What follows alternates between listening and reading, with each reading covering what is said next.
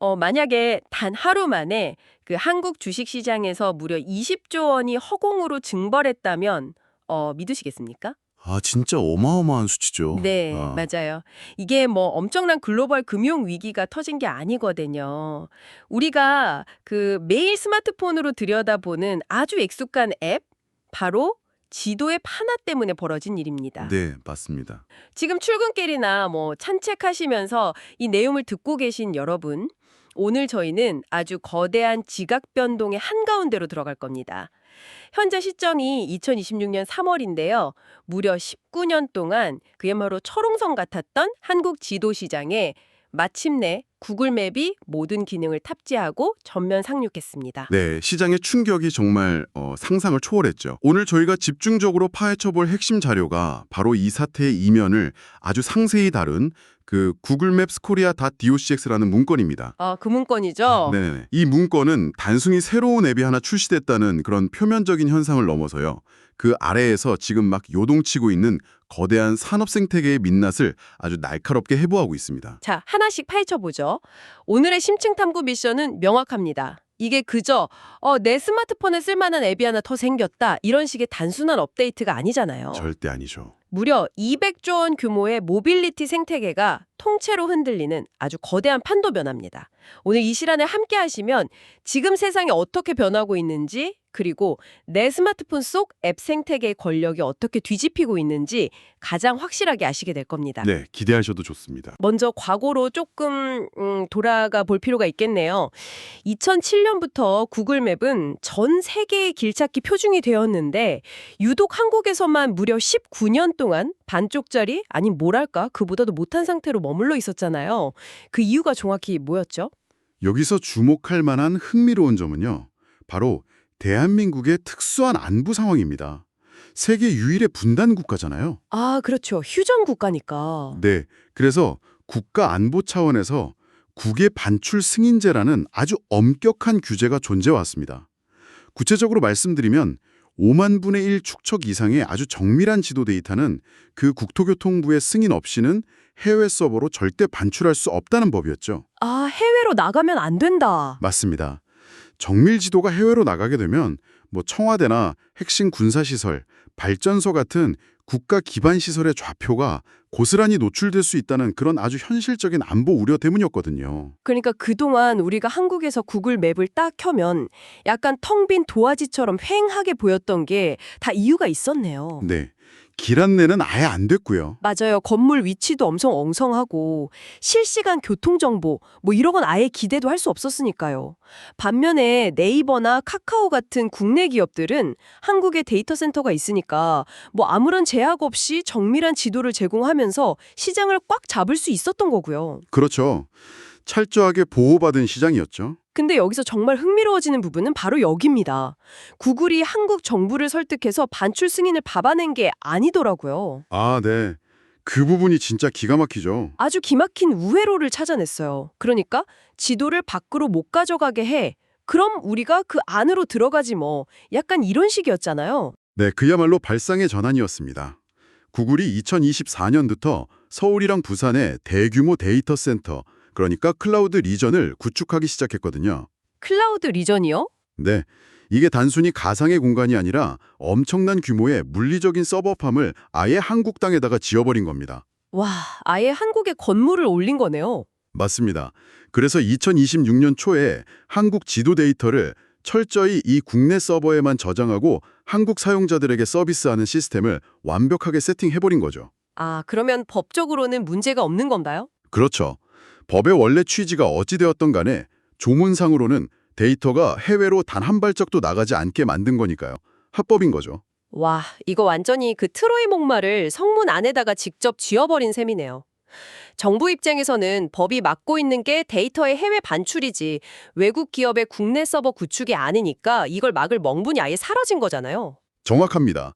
그래서 결국 19년이라는 긴 시간 끝에 길 안내, 실시간 교통정보, 3D 스트리트뷰, 오프라인 지도까지 전 세계인들이 누리던 구글맵의 모든 기능을 갖춘 완전체가 아주 합법적으로 한국에 들어오게 된 겁니다. 그 완전체의 상륙이 공식 발표된 2026년 3월 15일. 주식시장은 진짜 곧바로 반응했죠. 아까 오프닝에서 말씀드린 대로 네이버 마이너스 8%, 카카오 마이너스 12%, SK텔레콤 마이너스 6%, 시가총액 20조 원이 그냥 하루 만에 증발했습니다. 엄청난 패닉이었죠. 투자자들이 그저 길찾기 앱 하나 들어왔다고 이렇게까지 패닉에 빠지진 않았을 텐데요. 당연히 아닙니다. 지난 19년간 국내 기업들이 온실 속에서 누려왔던 수조 원 규모의 탄탄한 수익 구조가 있거든요. 지도 데이터랑 위치 기반 서비스를 통해서 만들어내던 막대한 광고 수익, 그리고 제휴 서비스 생태계가 구글이라는 거대한 포식자 앞에서 속절없이 무너질 거라고 본 겁니다. 게임 끝났다고 판단한 거죠. 투자자들의 그 직감이 맞았나요? 정확하다고 봅니다. 구글 맵은 전 세계 15억 명 이상이 매일 사용하는 플랫폼이에요. 그 압도적인 자본력, 무한대에 가까운 글로벌 데이터, 이미 수많은 국가에서 검증된 사용자 경험. 이건 솔직히 국내 3사가 막아내기엔 너무 거대한 파도입니다. 실제로 사용자들 반응도 이 공포감을 바로 뒷받침했잖아요. 공식 발표 직후에 앱스토어 상황 보니까 구글 맵이 단숨에 다운로드 1위로 치솟았더라고요. 네, 순위가 쫙 올라갔죠. 특히 해외여행 자주 가시는 분들이나 한국 방문한 외국인 관광객들, 그리고 여러 앱 거치지 않고 하나의 통합된 경험을 선호하는 젊은 세대가 진짜 망설임 없이 바로 갈아탔습니다. 자, 그래서 이게 다 무슨 의미일까요? 구글이 무려 19년이나 공을 들이고 그 천문학적인 돈을 들여가며 한국에 들어온 게 고작 네이버나 카카오맵 점유율 뺏으려고 한 건 아닐 거 아니에요. 네, 이것을 더 큰 그림과 연결해보면 구글의 진짜 노림수가 아주 명확하게 보입니다. 현대 산업에서 지도는 단순한 내비게이션 앱이 아닙니다. 그럼 뭐죠?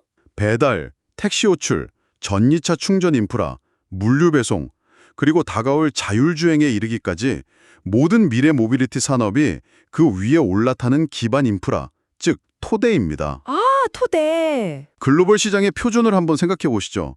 우버나 에어비앤비, 심지어 해외에 진출한 배달의 민족조차도 현지에서는 모두 구글맵의 API를 표준으로 사용하고 있습니다. 여기서 API라는 개념을 잠깐 짚고 넘어가면 좋을 것 같은데요. 쉽게 말해서 소프트웨어들끼리 서로 소통할 수 있게 연결해주는 디지털 다리 같은 거잖아요. 네, 정확한 비유입니다. 만약 청취자 여러분이 글로벌 배달 앱을 만드는 개발자라고 한번 상상해 보세요. 이전까지는 한국 시장용으로는 네이버 지도 API 연동하고 미국용으로는 구글맵 API 붙이고 유럽용은 또 따로 개발해야 했잖아요. 그렇죠. 진짜 비효율적이죠. 개발비도 2배, 3배로 들고 유지보수도 엄청난 골칫거리였을 텐데 이제 한국에서도 구글맵의 모든 기능이 풀렸으니까 개발자 입장에서는 그냥 전 세계 어디서든 똑같이 작동하는 구글맵 API 하나로 통일해버리는 게 훨씬 편하고 비용도 아끼는 거잖아요. 맞습니다. 그 효율성이 바로 글로벌 표준의 무서운 파괴력입니다. 카카오택시, 타다, 배달의 민족 같은 국내 대표 서비스들도 결국엔 비용 절감이나 시스템 안정성을 위해서 글로벌 표준인 구글 생태계로 편입될 가능성이 매우 높습니다. 와, 생태계 자체가 넘어가는 거네요. 당장 우버만 봐도 알 수 있어요. 2015년에 한국의 까다로운 규제강 지도 문제 때문에 철수했었잖아요. 근데 이번 구글맵 상륙 발표 직후에 무려 11년 만에 한국 재진출을 공식 검토하기 시작했다는 발표가 났습니다. 시장의 룰이 완전히 바뀌고 있는 거죠. 진짜 무섭네요. 그리고 여기서 끝이 아니잖아요. 제가 이 문건을 보면서 가장 소름 돋았던 부분이 따로 있었습니다. 바로 자율주행 파트였어요. 아, 가장 핵심적인 부분이죠. 자율주행 자동차는 우리가 스마트폰으로 보는 이런 일반 지도로는 달릴 수가 없잖아요. 차선 넓이, 방지턱 높이, 신호등 위치까지 센티미터 단위로 아주 잘게 쪼개서 인식하는 초정밀 지도, 이른바 HD 맵이 필수적인데 구글의 자회사인 웨이모가 이 분야에서 압도적인 세계 1위란 말이죠. 핵심을 아주 정확히 짚으셨습니다. 현대차나 기아차가 글로벌 무대에서 테슬라, 벤츠 이런 기업들과 경쟁할 수 있는 자율주행 시스템을 완성하려면 과연 누구의 데이터가 필요할까요? 당연히 가장 정밀한 글로벌 데이터겠죠? 그렇죠. 한국 안에서만 통용되는 네이버나 카카오의 데이터로는 반쪽짜리 시스템밖에 못 만듭니다. 전 세계 어디서든 오차 없이 안전하게 작동해야 하는 자율주행 특성상 결국 현대 기아차도 전 세계 표준인 구글의 HD맵 데이터를 쓸 수밖에 없는 딜레마에 빠지게 되는 거죠. 아, 선택의 여지가 없네요. 네. 이는 곧 한국 모빌리티 기업들이 차량이라는 하드웨어는 잘 만들지 몰라도 그 안을 채우는 두뇌와 신경망, 즉 소프트웨어는 완전히 구글에 종속되는 미래를 예고하는 아주 날카로운 방증입니다. 그러니까 지금까지는 우리만의 작은 연못에서 안전하게 대장 노릇을 했는데 갑자기 태평양을 지배하는 거대한 고래가 넘어와서 생태계 자체를 통째로 삼키려 하는 거네요. 그렇다면 국내 3사는 이런 상황을 그냥 넋놓고 지켜보고만 있을까요? 당하고만 있진 않죠, 당연히. 운권을 보니까 이들도 생존을 위해서 각자의 무기를 아주 날카롭게 갈고 닦고 했더라고요. 우선 네이버는 로컬 특화를 전면에 내세웠습니다. 아, 네이버의 강점이죠. 한국인들만 아는 골목길 찐 맛집, 어제 새로 문을 연 카페, 오늘 위치를 바꾼 병원 정보, 이런 지역 밀착형 실시간 업데이트 데이터만큼은 구글이 절대 네이버의 속도와 정확성을 따라올 수 없다는 방어 논리입니다. 훌륭한 전략입니다. 카카오는 또 통합 생태계를 방어막으로 쳤죠. 통합 생태계요? 네, 카카오톡으로 친구랑 약속을 잡고 카카오맵으로 위치 공유하고 바로 카카오 택시를 불러서 이동한 다음에 마지막으로 카카오페이로 밥값을 더치페이하는 이 원스톱 연결망. 아, 우리가 맨날 하는 거네요. 맞아요. 이 매끄러운 경험의 사슬을 사용자들이 쉽게 끊어내고 구글로 넘어가지 못할 것이란 치밀한 계산입니다. 그렇다면 SK텔레콤의 티맵은 어떨까요? 여기는 무려 내비게이션 전문성을 강조하고 나섰습니다.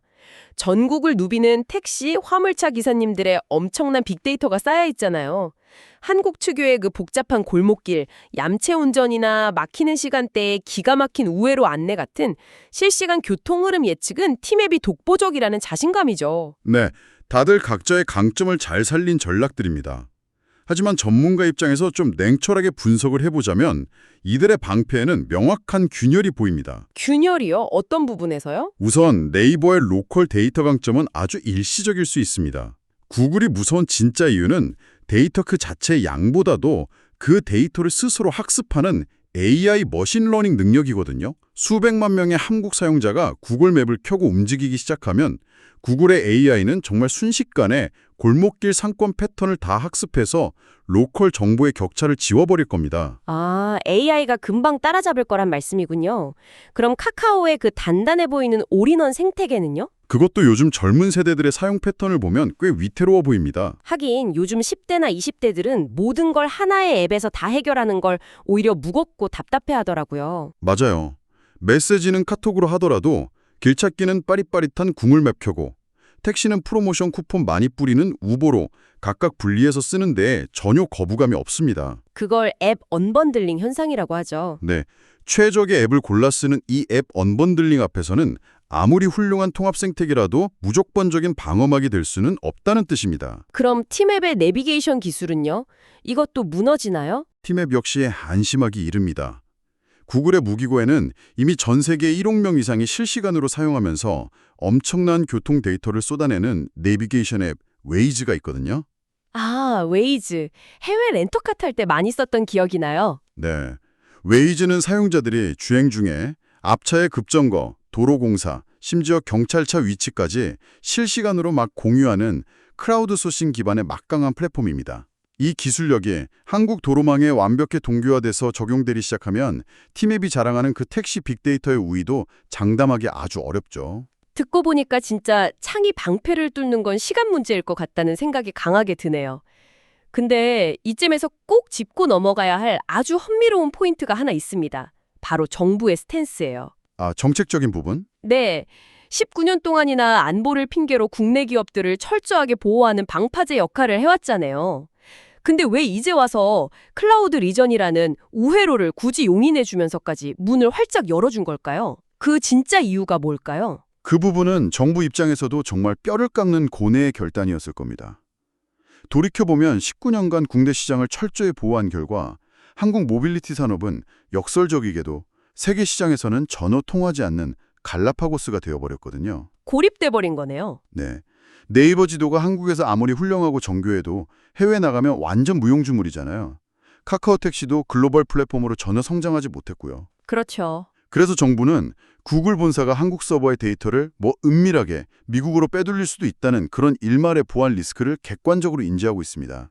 그럼에도 불구하고 더 이상 한국 모빌리티 산업이 글로벌 스탠다드에서 도태되는 걸 방치할 수 없다고 판단을 내린 겁니다. 안보보다는 산업 경쟁력을 택한 거군요. 맞습니다.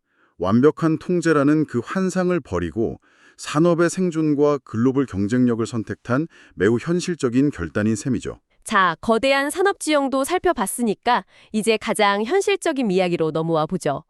당장 출근길에 이 심층 탐구를 듣고 계신 여러분, 여러분의 일상은 과연 어떻게 바뀔까요? 일단 득과 실을 좀 따져보면 사용자로서 누릴 혜택은 아주 직관적이고 강력합니다. 편의성이 엄청나게 올라가죠. 맞아요. 당장 해외여행 갈 때마다 현지 지도 앱 새로 다운받고 네이버에서 찾은 맛집 주소 복사해서 붙여넣기 하던 그 수고로움, 이제 완전히 끝나는 겁니다. 내 스마트폰에 있는 구글 맵 딱 하나면 서울의 우리 집부터 뉴욕의 카페까지 아주 완벽하게 이어지는 압도적인 편의성을 누리게 되는 거죠. 게다가 경쟁이 축발하는 과실도 아주 달콤할 겁니다. 구글이라는 거대한 매기가 들어오자마자 발등에 불이 떨어진 국내 기업들이 혁신을 막 서두르고 있거든요. 어떤 혁신들이 있죠? 네이버는 자사의 거대 언어 모델인 하이퍼클로버 AI를 지도에 접목해서 대화형 길 안내 서비스를 내놓겠다고 바로 발표했고요. 카카오는 차세대 실시간 3D 내비게이션 업데이트를 예고했습니다. 와, 서비스 품질이 확 올라가겠네요. 네, 사용자 입장에서는 기술 진보가 주는 혜택을 마음껏 누릴 수 있는 아주 좋은 서비스의 황금기가 열린 겁니다. 게다가 구글 포토, 구글 캘린더, 지메일 같은 기존 구글 생태계와 지도가 아주 매끄럽게 연동되면서 거의 개인 비서 수준의 경험을 하게 되실 테고요. 와, 진짜 편해지긴 하겠네요. 하지만 편해지는 만큼 우리가 내어주는 것들에 대해서도 경계를 해야겠죠. 문건에 보니까 단점도 꽤 심각하게 다뤄져 있던데요. 네, 이 부분은 우리에게 아주 중요한 질문을 던집니다. 우리가 이런 편리함의 대가로 지불하는 비용의 핵심, 바로 프라이버시입니다. 프라이버시 우려. 청취자 여러분이 언제 집을 나서서 어느 동선으로 출근했고 주말에는 어떤 카페에 머물렀으며 밤에는 어디로 향했는지 여러분의 모든 물리적 삶의 궤적이 미국이라는 타국의 본사를 둔 거대 IT 기업의 데이터베이스로 실시간 전송된다는 뜻입니다. 좀 소름 돋긴 하네요. 내 동선이 다 미국으로 간다. 그리고 두 번째는 산업 공동화의 우려입니다. 장기적으로 국내 지도 플랫폼들이 경쟁력을 잃고 도태돼 버리면 대한민국 모빌리티 생태계 전체가 구글이라는 단일 인프라에 완벽히 종속돼서 결국 자생력을 상실할 위험이 큽니다. 구글 없이는 아무것도 못하는 나라가 될 수도 있다는 거네요. 그렇죠. 마지막으로 구글 특유의 아주 공격적인 상업화와 광고 정책도 생각해 보셔야 합니다. 어느 순간 지도를 딱 켰을 때 진짜 평점이 좋은 맛집이 아니라 구글의 광고비를 가장 많이 지불한 대형 프랜차이즈 식당이 내 화면의 정중앙을 떡하니 차지하게 될지도 모르는 일이죠. 와, 편리함 뒤에 숨은 그림자가 꽤 짙군요. 자, 이쯤 되면 저희가 다루는 소스 문건을 통해 흐름을 착착 읽고 계신 투자자 여러분의 머릿속도 꽤 바쁘게 돌아가실 텐데요. 네이버, 카카오 시총이 20조나 날아갔다며 당장 국내 플랫폼 주식 다 팔고 구글 관련 주식을 담아야 하나? 이런 좀 극단적인 생각도 드실 겁니다. 어떻게 보시나요? 그런 감정적인 패닉셀링보다는 문건에 나와 있는 구체적인 수치를 아주 냉정하게 들여다볼 필요가 있습니다. 다 파는 건 아니다. 네, 아닙니다. 네이버나 카카오의 전체 매출 포트폴리오에서 이 지도 기반 사업이 차지하는 비중은 사실 10% 남짓에 불과합니다. 단기적인 타격이나 심리적인 위축은 당연히 피할 수 없겠지만 이 기업들은 이미 AI, 클라우드, 금융, 웹툰 같이 다양한 캐시카우를 보유하고 있거든요. 그래서 방어할 체력이 충분합니다. 아, 맷집이 있다는 거네요. 오히려 시각을 좀 비틀어서 이 거대한 변화의 판도 속에서 진정한 수혜자가 누구일지 찾아보는 게 훨씬 합리적이죠. 오히려 이번 사태로 강력한 혜택을 입는 기업들이 따로 있다는 거군요. 그렇습니다. 시장이 처음에 그냥 지도 관련주로 묶어서 같이 매도해버렸던 SK텔레콤의 상황을 자세히 들여다보면 아주 흥미롭습니다. 아까 마이너스 6% 빠졌다고 했던 SK텔레콤이요? 네, SK텔레콤은 자율주행의 핏줄이라고 불리는 V2X, 즉 차량 사물 통신망 구축에 있어서 아주 핵심적인 기술을 보유하고 있습니다. V2X가 정확히 뭔가요? V2X라는 게 결국 도로 위의 자동차가 신호등이나 주변 차량, 심지어 걸어가는 보행자의 스마트폰과 실시간으로 방대한 데이터를 주고받으면서 대화하는 기술이잖아요. 네네. 구글이 한국에서 자율주행의 청사진을 완벽하게 완성하려면 초고속으로 데이터를 지연 없이 쏴줄 수 있는 SK텔레콤의 5G 네트워크 인프라와 반드시 손을 잡아야만 하는 구조입니다. 아, 구글 혼자서는 못하니까 망을 가진 SKT가 필요한 거군요. 맞습니다. 투자자들이 이 사실을 뒤늦게 깨달으면서 SK텔레콤 주가는 급락 후에 곧바로 강한 상승 반전에 성공했죠. 인프라를 쥐고 있는 자가 결국 승리한다는 공식이 여기서도 통하는 거네요. 그럼 아까 언급하신 현대차와 기아차도 마찬가지 맥락이겠죠? 네, 정확합니다. 현대차와 기아차는 그동안 국내 데이터의 한계 때문에 글로벌 자율주행 기술 개발에서 속도를 내는데 꽤 어려움이 있었습니다. 하지만 구글 웨이모의 HD 맵 데이터와 자율주행 솔루션을 본격적으로 활용할 수 있게 되면 그들의 글로벌 경쟁력은 단숨에 폭발적으로 뛰어오를 겁니다. 위기가 아니라 기회네요. 이들에게 구글 맵 상륙은 위기가 전에 아니라 자율주행 시대를 훅 앞당기는 아주 강력한 부스터 엔진인 셈이죠. 반면에 수많은 국내 모빌리티 스타트업들에게는 이것이 매우 날카로운 양날의 검이 될 것입니다. 스타트업들에게는 양날의 검이다. 구글 API를 쓰면 초기 개발 비용은 확 줄일 수 있겠지만 반대로 우버 같은 글로벌 거대 자본들이 한국 시장에 손쉽게 진입할 수 있게 되잖아요. 결국 안방에서 글로벌 기업들과 피 튀기는 생존 경쟁을 벌여야만 하니까요. 와, 이렇게 깊게 이야기를 나누다 보니까 19년 만에 한국 시장에 빗장을 푼 구글맵 상륙 사건이 완전히 다르게 보이네요. 이건 그냥 내 폰에 스마트폰 앱 하나가 업데이트된 게 아니라 대한민국 200조 모빌리티 생태계의 질서를 밑바닥부터 완전히 새롭게 짜는 거대한 신호탄이었습니다. 네, 정말 엄청난 사건입니다. 누군가에겐 19년짜리 철밥통이 쨍그랑 깨지는 소리였고 또 누군가에겐 글로벌 무대로 나아가는 황금 티켓이 되었네요. 이제 향후 3년이 한국 모빌리티 산업의 진정한 명운을 가르는 가장 치열하고 결정적인 시기가 될 것 같습니다. 전적으로 동의합니다. 그리고 오늘 이 깊이 있는 분석을 마무리하기 전에 문건에 아주 조심스럽게 언급되어 있던 프라이버시와 데이터 주권의 딜레마를 바탕으로 청취자 여러분 스스로 고민해 볼 만한 조금 도발적인 질문을 하나 던지고 싶습니다. 오, 좋죠. 어떤 질문인가요? 만약 여러분의 매일 아침 출퇴근 경로, 주말의 은밀한 취미생활, 나아가 국가를 움직이는 주요 인물들의 실시간 이동 패턴까지 한 국가에서 일어나는 모든 물리적 움직임에 대한 완벽한 데이터를 외국의 단일 IT 기업이 독점하게 된다면 어떨까요? 물리적 움직임의 독점이요? 네. 그것은 기업 간의 단순한 비즈니스 승리를 넘어서 한 국가의 주권과 통제권에 어떤 의미를 가질까요? 이 보이지 않는 거대한 데이터 권력을 우리는 과연 어떻게 견제하고 다루어야 할지 한 번쯤 아주 깊게 생각해 볼 문제입니다. 당장의 그 편리함에 취해서 우리가 진짜 중요한 무엇을 내어주고 있는지 묻는 기술 리스를 완전히 넘어선 근본적인 질문이네요. 여러분은 어떻게 생각하시나요? 정답이 딱 떨어지는 문제는 아니지만 이렇게 세상의 거대한 변화를 한 발 앞서 읽어내고 그 이면의 의미를 파악하려는 여러분의 배움에 대한 열정이 있다면 우리는 분명 더 나은 길을 찾을 수 있을 겁니다. 네, 맞습니다. 오늘 저희가 준비한 자료 기반의 심층 탐구는 여기까지입니다. 계속해서 고민해볼 만한 질문을 안고 저희는 지식의 최전선에서 다시 흥미롭고 날카로운 소스를 들고 찾아오겠습니다. 출근길 함께해 주신 여러분 감사합니다. 오늘 나눈 이야기가 여러분에게 생각할 거리를 주었다면 긍정적인 피드백을 남겨주세요. 더 듣고 싶은 주제가 있다면 여러분들의 의견을 알려주세요. 여러분의 피드백은 다음 이야기를 준비하는 데 큰 도움이 될 겁니다. 다음 이야기들을 놓치지 않으려면 구독과 알림을 설정하세요. 여러분의 선택 하나하나가 여러분의 삶을 만들 겁니다.